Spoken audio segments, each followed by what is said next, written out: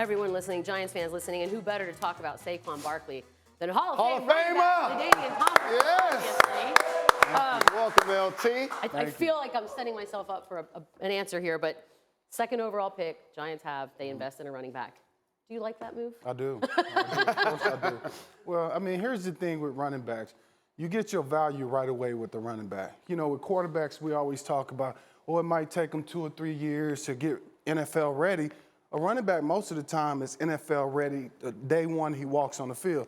And certainly a guy like Saquon Barkley, he's going to get 300 carries this year. And so he's going to actually probably be worth more than his value is as a rookie.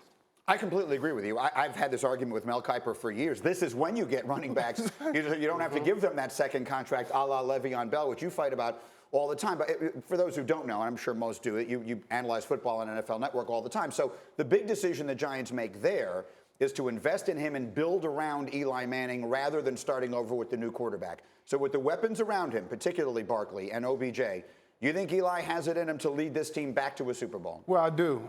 I do. I mean, Eli has the experience that you want from a veteran quarterback. He's been there and done that.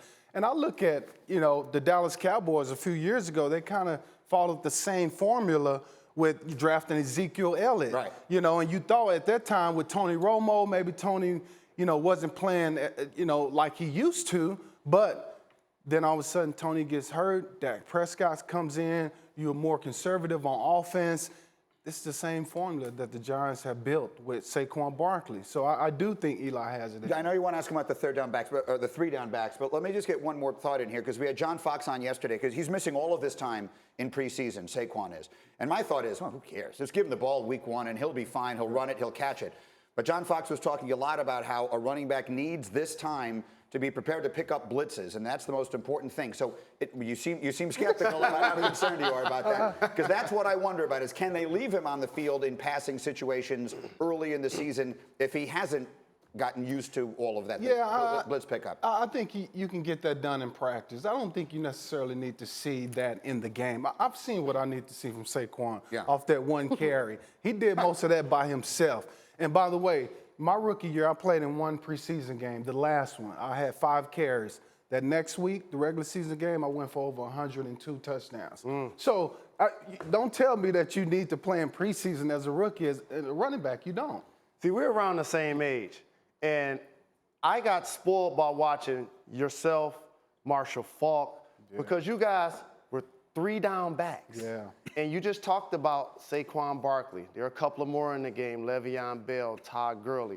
How do you feel about the resurgence of the 3 down back? I love it, because what guys need to understand, as a running back, you can't diminish your value by having them take you off the field. If you're a 3 down back, you keep that value high because you're always in the game. When they can say, I got to take him out of the game for this situation. Football has become a specialized game, much like basketball. You find matchups. It's, I want to match this guy up against this guy. That's what it's becoming. And if you can keep yourself on the field, all 3 downs, then you maintain that value as a running back. So as we get closer to the season kicking off, all the predictions start up, who we expect big things from.